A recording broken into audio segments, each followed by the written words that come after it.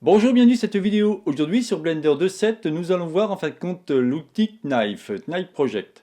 Alors il faut savoir que je vous ai fait bien évidemment une vidéo sur l'outil Knife qui va permettre tout simplement de faire des découpes. Là je vous montre la petite vignette au cas où si vous ne savez pas.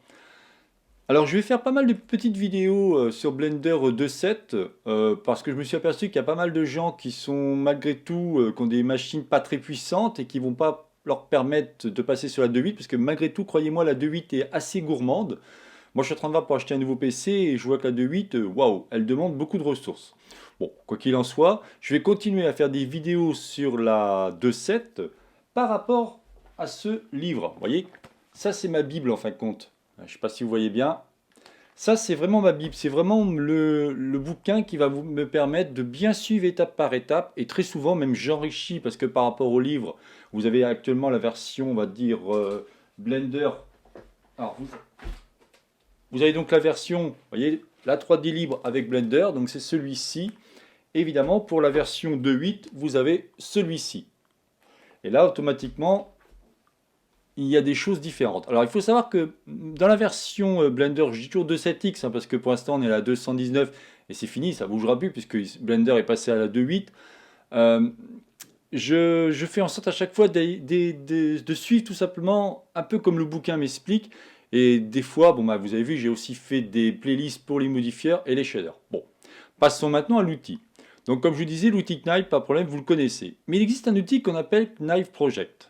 Qu'est-ce que va faire celui-ci? Il va tout simplement projeter la forme sur votre on va dire surface ou objet. En gros, vous aurez la cible et la source. Je m'explique. Donc là, je vais me mettre en 1. Ici, ce que je vais faire Shift A et je vais faire tout simplement, on va faire un circle. Là, on va l'agrandir un peu. Alors, je vais mettre en Z. Ici, je vais aligner Align to View, mettre en mode Edit et rétrécir un peu celui-ci. Juste ça, d'accord? Après, je vais faire comme ça et je vais me remettre en mode solide. OK. Alors, ce qui est super intéressant, c'est que, en fin de compte, vous voyez, on va donc là, je suis en mode objet. Je sélectionne en premier mon cercle et après mon cube. Alors très souvent, vous me verrez faire des erreurs parce que comme je suis habitué à la sélection clic gauche sur 2.8 et là c'est clic droit sur la 2.7, croyez-moi que des fois le cerveau il faut qu'il se mette en place quoi. Alors une fois qu'on a sélectionné en premier le cercle et après le cube, on va tout simplement appuyer sur tabulation pour être tout en édition. Et là vous avez ici ce qu'on appelle Knife Project. Si je clique ici, juste comme ça, celui-ci va me créer mon élément. Mais vous voyez ce qu'il a fait, c'est qu'il a fait ça. Et c'est pas ce que je voulais. Moi, je voulais que celui-ci, en fin de compte, projette mon élément, mais bien au centre de ma forme. C'est-à-dire que si j'appuie sur 1, je voulais qu'il fasse ça.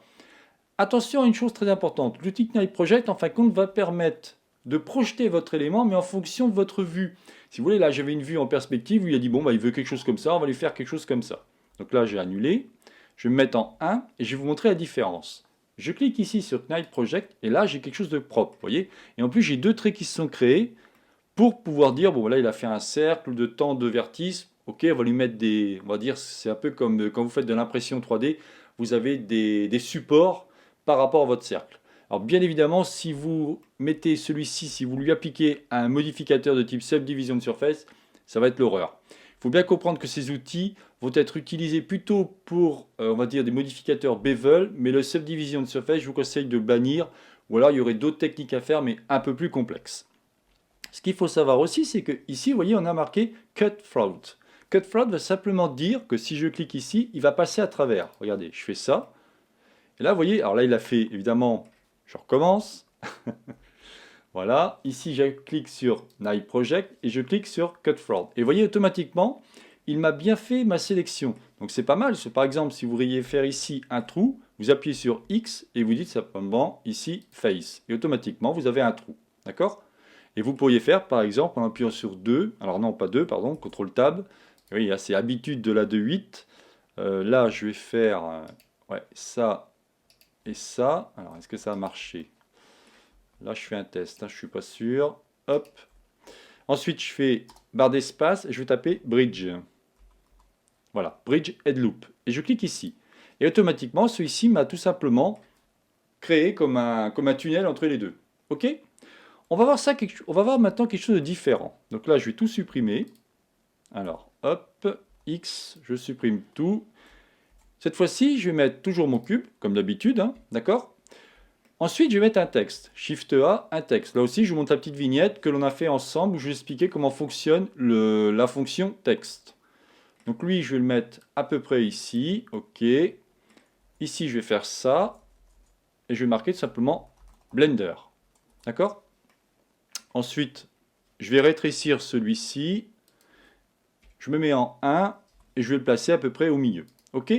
Ben, c'est exactement le même principe. Ce qui est génial, c'est que n'oubliez pas que le texte, c'est comme une curve, hein, donc comme un objet de type curve. Vous n'êtes pas obligé de transformer en mèche. On va pouvoir tout simplement là aussi projeter le texte sur mon cube. Regardez, je le fais. Blender, je clique ici. Et je vais cliquer sur, alors je mets avant, pardon, en édition, et je clique sur Knife Project. Et vous allez voir que automatiquement, vous voyez, celui-ci m'a bien projeté mon élément. Qu'est-ce qu'on peut faire d'autre? On va continuer. Cette fois-ci, je vais prendre une icosphère. Donc je mets Mesh. Je vais prendre ici icosphère. Je vais faire en sorte de le subdiviser un peu. Voilà, ça suffira. Je mets comme ça. On va prendre aussi Shift A par rapport au texte. Alors, il est ici. À chaque fois, je clique sur Align to View pour que mon texte soit face à moi, tout simplement. J'appuie sur Tabulation et je vais taper Blender. Hop, voilà, impeccable. Ensuite, je vais le placer ici. Et c'est ça qui est pas mal par rapport à la projection. Vous allez voir que l'outil Knife Project va permettre de projeter l'élément même sur des formes ou des surfaces qui sont courbées, tout simplement. Vous allez voir que c'est vraiment sympa pour ça. Par contre, je vous dis, n'utilisez pas le Subdivision Surface, sinon ce sera l'horreur. Je fais ça, je sélectionne donc mon premier, mon deuxième, et je fais tabulation. Et j'appuie ici sur Knife Project. Bon, automatiquement, j'ai le Cut Float qui est activé, donc à vous de voir ce que vous voulez faire. Mais ce qui est génial, regardez, celui-ci a épousé la forme par rapport à mon icosphère qui a été subdivisée. Voilà vraiment l'intérêt de l'outil Knife Project. Par contre, vous voyez, si je commence à prendre celui-ci et j'applique, comme je vous disais, un modificateur de type Subdivision Surface, vous allez voir que d'un seul coup, le problème, même si je me mets à 2, il va me faire quelque chose de pas beau. Regardez le maillage, là vous voyez on ne voit plus rien. Alors on pourrait peut-être cliquer ici au niveau de ça pour faire un auto smooth en cliquant ici, mais il ne se passe rien. Le plus simple, moi je vous conseille à chaque fois, c'est plutôt, là je vais faire en sorte de l'enlever, je vous conseille plutôt de ne pas le subdiviser, mais de travailler plutôt au niveau de votre élément ici. Donc si vous laissez comme ça, vous pourriez faire par exemple un extrude, alors là je vais faire un E et faire quelque chose comme ça. Alors E, mais sur l'axe Y. Voilà. D'accord? Donc après, ça dépendra de ce que vous voulez faire, hein. C'est toujours pareil. Mais l'outil Knife va permettre tout simplement, ça pourrait être par exemple pour un stylo, vous voulez faire une incrustation par rapport à votre élément. Vous voyez, on a un cylindre, on va vouloir faire une petite incrustation, par exemple marqué Blender, ça peut être un crayon papier ou un stylo plume ou je ne sais quoi. Ça peut être des choses comme ça. L'incrustation peut être très intéressante, mais après, il va falloir évidemment le retravailler. Bon, je voulais au moins vous expliquer l'outil Knife. Et voilà, donc c'était donc la chaîne Savoir pour tous, réalisée par Jean-Michel. Si vous avez aimé cette vidéo, n'oubliez pas de liker ou tout simplement vous abonner à ma chaîne. Alors comme je vous disais, ben voilà, comme on est en confinement, hein, tout simplement, là c'est... On va avoir plein de vidéos à faire, donc je me suis dit, bon bah tiens, je vais continuer Blender 2.7, en continuant aussi évidemment la version 2.8, hein, où je fais plein de vidéos actuellement sur les modificateurs. Alors petit aparté, il faut savoir que beaucoup de gens me disent, oui mais là tu as fait pour 2.8, moi je suis sur 2.7, mais...